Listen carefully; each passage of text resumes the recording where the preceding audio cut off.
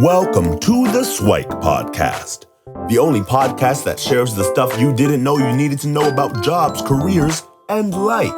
The Swike Podcast, the stuff I wish I knew earlier. Hi everyone, and welcome to the Swike Stuff I Wish I Knew Earlier podcast. And we're here with one of our guest hosts, Brian Lau, and we thought we'd have a conversation on the future of work. So Brian, how are you doing? I'm doing great, Luki. How are you? Sounds good. So you do a lot of work on the future of work in kind of what you do day to day. So I thought you'd be a great person to have a conversation. And we want to kind of start a little bit with having a discussion on like, what did you think about work growing up? So when you were a kid growing up, like when did it kind of sink in that you actually had to do this thing called work? Pretty early on, I guess. My parents always had kind of mentioned the whole idea of needing to go to school, study hard so that you can get a job. And there's this mysterious thing growing up saying this job you needed to work. I didn't really know what it was. I knew my dad disappeared, for 8 hours of the day and came back. But, for the longest time, the idea that I had always thought was, you go to school, you study, you get a job, you work, for couple of decades and then you retire, and that was my view for the longest time. Sounds good. And then how did that that view turn into a reality? So what was kind of like the first foray into that job world, and how did that kind of meet or not meet expectations? Yeah, I mean, I got for my first taste of, I guess, employment, more or less kind of a part-time job as a swimming instructor and a lifeguard in high school. And Okay. so that was kind of like, okay, this is different from the work that I thought, everyone else drives off to go and do their thing. But, earning a paycheck and knowing that there's a lot of things that you can do to earn money, and a lot of effort required to do that, especially in your first job, started making me think about that there's like a lot of things out there. And then, that kind of drives where your interest and like what might you want to do to get paid. And so that's when I started thinking about like, oh, okay, there seems to be a vast world of what work really is, and that's why we keep getting told to go to school. For sure. And obviously, most parents don't necessarily want their kids to go to school to become a swim instructor. but there are definitely jobs and work experience that we have all along the way. So maybe some stories or some thoughts in terms of like how a job as like a swim instructor kind of helped you in future roles in the workforce. Yeah, I didn't know it at the time. But some of the training that you take as an instructor in terms of leading a class, working under pressure, leadership experience that you get in terms of planning a lesson, not dissimilar to kind of full-blown teaching in school, those are a lot of transferable skills that you were developing at the time, which I found, didn't realize until later on when I was in school, in university, where I was like, oh, these are, I would keep referring back to, well, this is how I used to do it, when I was teaching, or if I was under a high pressure situation at the pool. So it helped kind of already give you some direction or experience that you can kind of build off of when making decisions.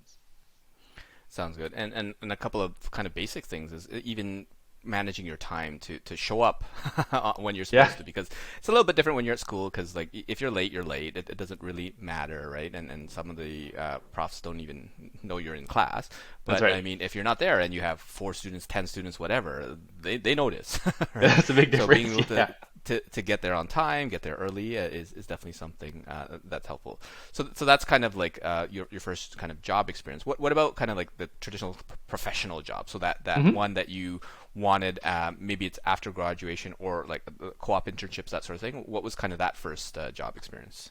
Yeah, so I was fortunate to go through the co-op program, which you and I went to UTSC, to be able to have that option to do internships while in school. And so that's my first kind of foray into the corporate world, if you want to call it, your Right. suit and tie job at the time.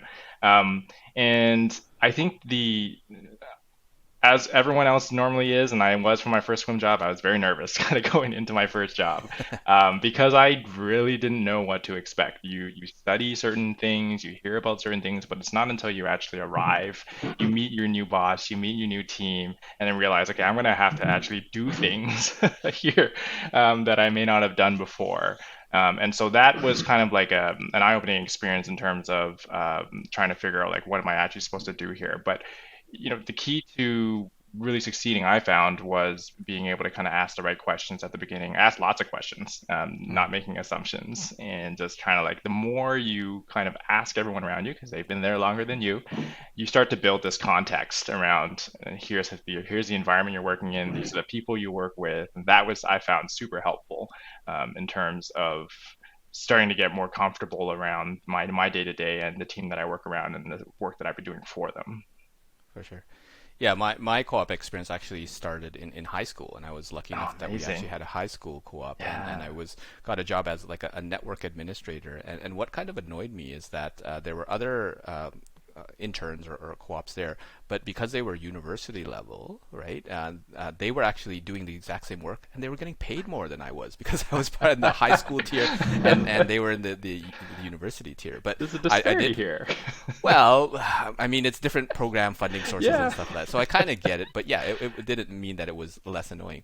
But I did find like because I was a little bit younger, I was getting that experience, and I think that experience is super important Yeah. in order to be able to have, and then hopefully use that to build on to get your next and next and next experience. But I mean, a lot of the things that I was doing is kind of like network administrator. I was unpacking computers and plugging them in, and things like that, right? So it was a little bit more kind of labor intensive than the traditional kind of tech job. And in my first co-op in university, we were on, again, the networking side, but we would have to basically archive backup tapes. And in what that actually meant is I would actually have to go to the physical server, grab, like, they used to use these actual tapes in there. And I Oh actually yeah, had to take yeah. them and put them off site because if something happened, you didn't want like the server to burn and all the backups to burn in the same time. You want it to be elsewhere, right? So I clocked a good, I don't know, like 10,000 steps easy every single Who would have trying thought to go to the you're getting exercise on a job. yeah, so that was kind of my first foray or first few forays into it. So it was a little bit different than the expectation, where it was more kind of the physical labor than the technical. But then it started obviously moving in a different route. But so what were your thoughts in terms of like kind of advancing in your career path? So you started co-op, and then you got more responsibilities as you got a full-time job, and then you're supposed to climb the corporate ladder and go up and things like that. What were your thoughts and experience around that? Yeah, so and it's similar to kind of getting that first job, being told that you need to climb the corporate ladder is this thing you hear, but like in terms of how to do it, no idea. And and that was the whole thing around like my assumption when I got to the job, I was like, I guess I just keep doing my job and doing it okay, and I'll eventually just keep rising. And so like learning like what performance management is and like kind of having a career plan and talking through that is something that was kind of new to me after kind of starting through my roles. And Hmm. that was the kind of first exposure into like how to start advancing. I started realizing there's so many different career paths. So like yourself and me working at a large firm that we worked at, um, there's a lot of people doing different things. Hmm. And it was kind of the more projects I worked on, the more people I work with, the more interested I got in terms of saying, oh, tell me, I would ask those questions and I would say, tell me about your career path. And I would hear about these really unique career paths that some people took to do really neat jobs. Hmm. And the more I would ask, I would say, well, how did you get there? What did you do? And then I would sometimes compare like education backgrounds. I was like, can I do that? Like, do I have the right educational background? And I would find that Right. some people even had completely unrelated degrees to what they were doing, and it was more of their journey. And so that was that was very useful for me to even start thinking about what the art of the possible was in terms of how to advance. Because prior to that, I would have just assumed I just keep doing my same job until my boss says you've been promoted. Right. And what I took from that is, I mean, growing up, we have kind of the traditional quote unquote paths where like doctor, lawyer, accountant, engineer, kind of the Hmm. mainstream stuff that everybody kind of aspires to be. But there's so many other different areas where it could be things like management consulting, project management, like AP, supply chain, accounts payable, Hmm. receivable, and there's so many different things that you never heard of. And to even have that curiosity to explore and say, hey, what do you do? They're on the same floor, they're in the same Yeah. department, they whatever, and having those conversations. Oh, that sounds interesting. That sounds like something that I could do. So it's not just a matter of doing your job, doing it well, doing it maybe a little better than last year, but it's also exploring like what is that, as you said, the art of the possible for me to get into. Because I know for me, I was in technology in computer science, and I was supposed to Hmm. become a coder, right? So and I Yeah. did. I started and I got my first job as a coder, but the quote unquote coding company I joined was an accounting company. I was like, okay, I'm going to be coding for an accounting company. I didn't really know about this whole Right. consulting thing, Right. and then it's like, oh, this is different. This is something that I might actually want to get into. And then the curiosity, I kind of lucked out on that side, and I was able to do a lot more things. So I would encourage folks that are out there to explore their own areas, because you probably have a lot more opportunities than you think, even in your company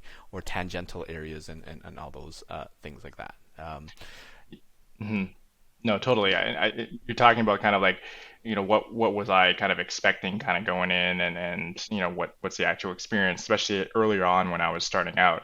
You mentioned, starting off in consulting, and I learned about it kind of through school, and then as I got into the firm, I got to work with people who were in the field, and I was asking questions, again, following the career path.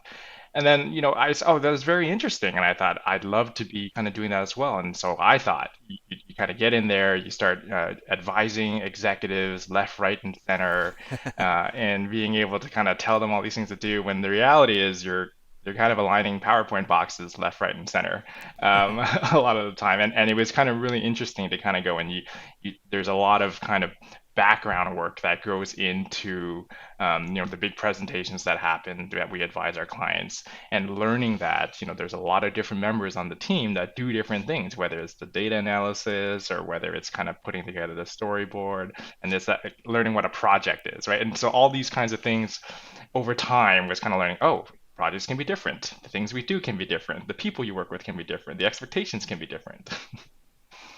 Yeah, and what I took from that is kind of that quote: "Every expert was once an amateur," in the sense that Yeah. oftentimes you see people kind of at the pinnacle of their career. They're rarely established. They're really good at what they do, but when you actually start in that role, you have to kind of start in the ground floor, like you said, aligning PowerPoint boxes or data entry or something like that. Because That's in right. order for you to learn all that good stuff or be able to advise or provide recommendations or whatever, you actually have to have gone through it a couple of times. Hmm. So just be aware Hmm. that oftentimes that vision of what you want to do can be a little bit different than what it is, but it's often the learning that you need to go through in order to get to where you want to be. So I Yeah. think that's just something to be of note. And then I'd love for you to touch a little bit on kind of taking a break, right? So in your career, you decided, well, maybe it's not considered a break, but you decided to go back to school, right? Depends who you And ask. Yeah. yeah, some people, I know there's a growing trend on people taking like sabbaticals and leaves of absences, right? Go off and find themselves, right? Some people are doing it right after school, where they're taking like gap years, right, Hmm. before they get into the workforce. And it seems to be becoming more and more common, where they have to figure out, like, is this really what I want to do? And maybe to recharge or reset or whatever. Sometimes it's going back to school. Sometimes it's just to kind of elevate yourself, or maybe it's to switch into something different. But can you talk a little bit about kind of your experience and your decisioning in terms of going down that route? Yeah. Growing up, definitely had not heard much about taking a break. Obviously, as I mentioned earlier on, it was more of a go to school, get a job, work, then retire, right? And so there's Right. no mention of taking a break at any point in time, maybe aside from your couple of weeks of vacation you get a year. So the gap year, for one, is I didn't even know what one was until I was towards the later part of my university, and I actually had met some people when I was backpacking Europe who were taking a gap year. I was just between going back to school, I was just kind of killing time over the summer. But I had met people who were taking a year off, and it was interesting. They were telling me that it was normal, quite normal in Europe to be doing that. And when I asked why, because I was like, you're just delaying your career by a year. A lot of them were saying like it's to explore, try to be independent, learn some life skills, travel, get Mm. some perspective. And I thought to myself, well, that makes a lot of sense. And so I kept that in mind as I was kind of advancing my career, because that was an interesting way to look at things, instead of if you're only doing the same thing over and over again, or in the same company or whatnot, doing the same role. you may not always be able to kind of think outside the box with other perspectives that if you're able to kind of do it from different opportunities that you have, which may be similar. So that's something I kept in mind that eventually, as I was working through the firm, and kind of working through my professional career, I had the opportunity. I was fortunate to be selected to be able to go back to school if I wanted to, because it's a common path that a lot of consultants take after working several years. They can apply for sponsorship and they'll be able to kind of leave for kind of graduate school and do their MBA and come back. And actually, I for the longest time delayed it because I actually thought maybe I don't need it. Maybe I can continue like the career path. Through my career coaches and people I was talking to, I was learning that you could still get to where you wanted to go without going in. So it became more of a choice to do it as opposed to something that, hey, you should do this in order to continue on in your career. And so I actually deferred going back to school for probably several years because I was maybe on a really cool project and I didn't want to end yet. I wanted to Right. keep doing, see where it went. And so I did that. But eventually I kind of took a step back at one point and decided, it's always something that I've been interested in, returning to school, and started thinking about like what else would I want to learn if I did go back to school. And part of getting these new perspectives, part of getting this credential to be able to kind of accelerate my career was the reason. So it was a voluntary choice that I took eventually, and I'm fortunate to have it. But that was one of my reasons to go and take that break. And was there like a specific decision point there, or is it more just pile on, yet another reason, yet another reason, yet, and then eventually it's like, okay, fine, let me go do it. It was kind of like that because Okay. the don't go back to school, you don't need it was winning for the longest time. That decision was kind of weighed heavily, and I really didn't feel that I needed it to kind of continue. I was learning really neat, interesting things on the job, and I almost felt I would be missing out. It's weirdly thinking if I went back to school, maybe my peers who didn't would be going further on faster than me or something like that, or getting on other projects. But I also was thinking about like trying to think about like what else could an MBA do, or graduate school or any school for that. I was not only looking at the MBA, I was looking at other masters, more specialty programs, but I was looking at other programs as well. And thinking through that and remembering that perspective that I learned from, some of the folks that I met traveling, why they were doing it, I thought this might be a good opportunity for me to broaden my horizons. And so that's why I said, you know what? This actually might be good for me from an overall perspective.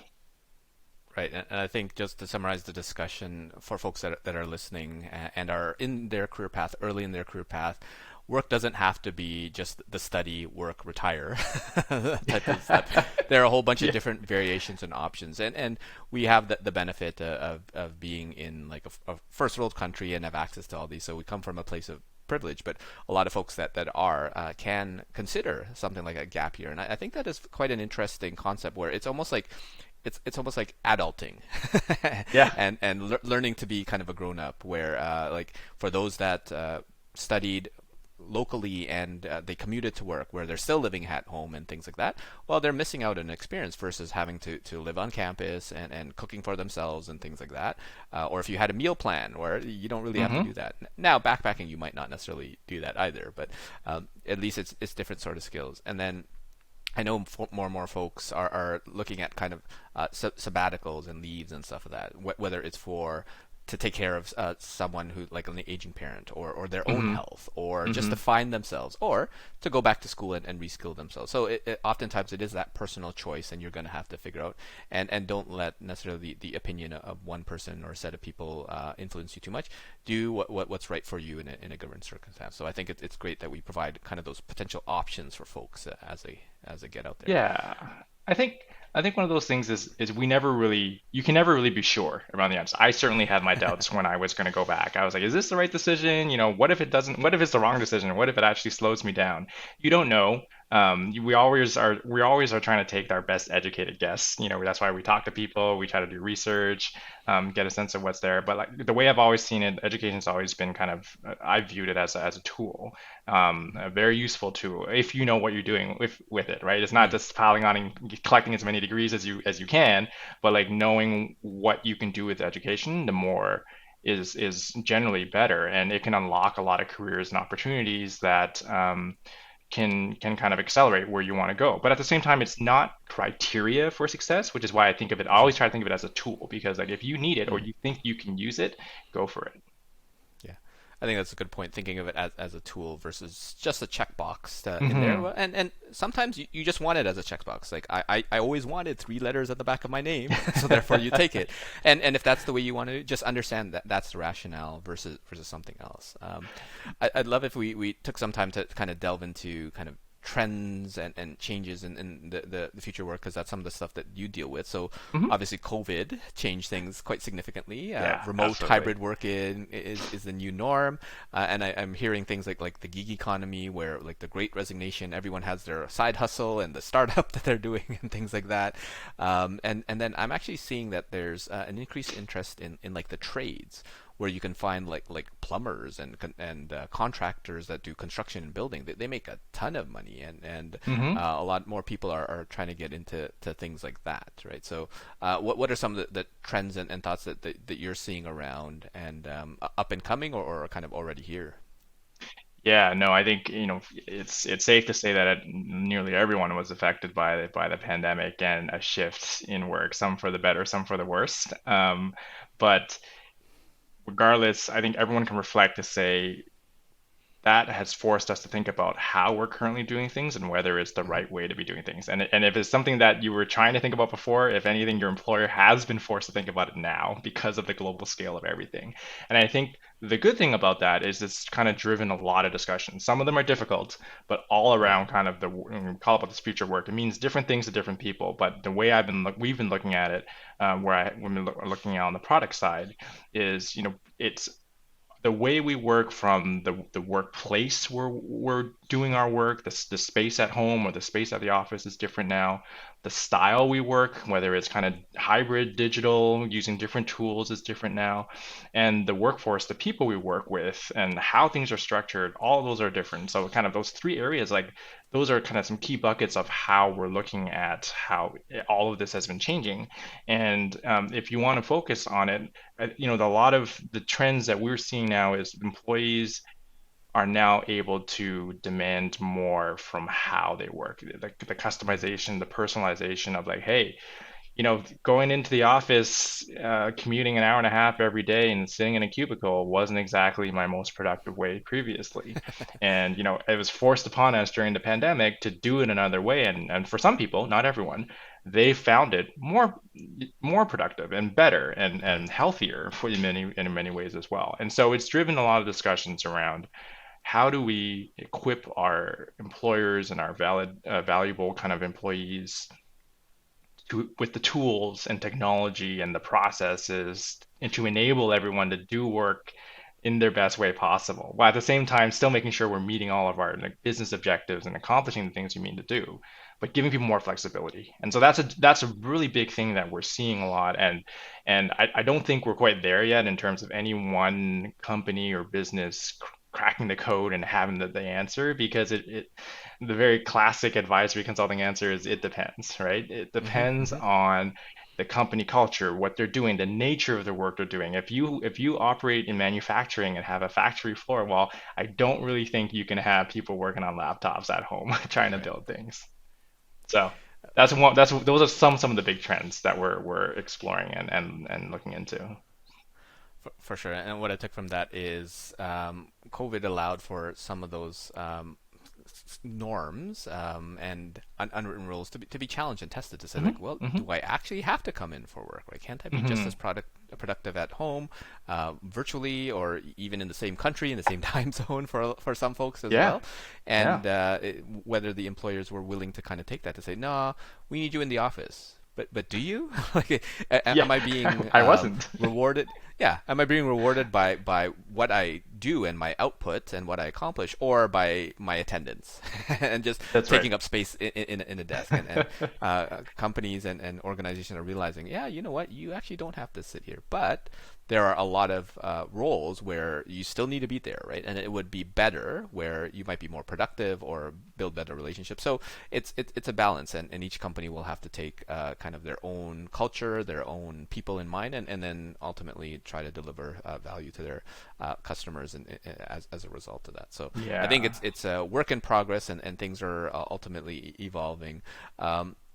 What about the Especially, other components? Oh, yeah, no, I mean, just one quick note on that, even especially across in industries as well, right? Some industries like healthcare, for example, that's changed a lot over the last couple of mm, years, but very different from how it would change from kind of your regular office worker, right? And so one of the mhm, things is, telehealth is one shift. So while not mhm, everything can be virtual, but a lot more adoption of virtual technologies now being there. And so that could free up how things are done, how often we need to go into medical facilities or hospitals. But it varies by industry as well, and it's very fascinating. But the fact is, you mentioned with all these barriers removed now from physically always needing to be there, we can at least have these right, conversations around like, hey, what actually would make this better for everyone else? for sure.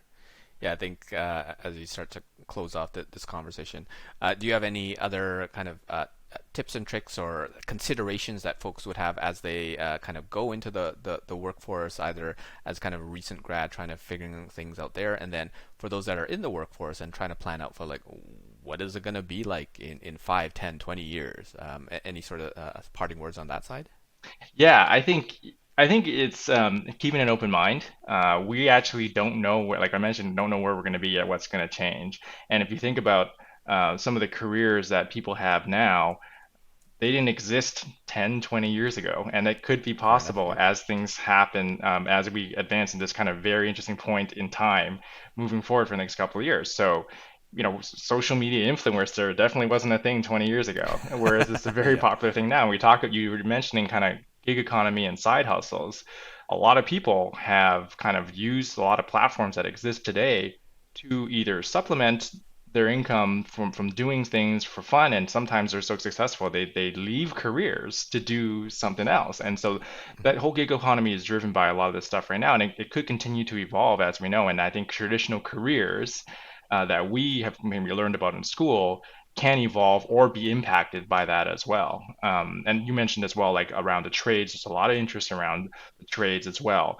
I think the watch here is really around how technology and this whole shift around with all these barriers removed on the future of work, how technology can enable these, especially in these fields, to shift as well. Because, you think about, for example, you take automation. How can automation help with someone who's working as an electrician or someone who's helping working in plumbing? Because you may be able to kind of simplify or make things a lot more efficient, but there's going to be a need for expert plumbers to understand the technology as well. And that might be a whole new field in itself, because then you might end up advising plumbing companies.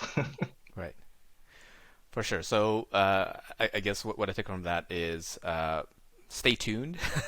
Make sure that you have the flexibility and the adaptability to Right. kind of see where the puck is going, so to speak, and kind of make yourself able to kind of adapt to new technologies, new environments, new work cultures, and structures and people along the way, and just be mindful and respectful of the people who might wish for how it was back in the day, that sort of thing, Yeah, because change can be quite difficult for folks, but absolutely. kind of making sure that people have the tools and everything they need to be on the journey, so that they can get to whatever the future work has in store for us. So thanks so much, Brian, for engaging in the conversation, and hopefully folks took some tidbits and useful tips in regards to like different ways that their future and their work could be different from where they were in school, all the way up until like post COVID, what that might look like as well. So thanks so much That's right. for the conversation, and hopefully we'll have you back for a future episode. That's great. Thanks for having me, Luki. I'm excited for the journey that we're all going to be on. Take care. Thanks for joining us on the Swike Stuff I Wish I Knew Earlier, the podcast.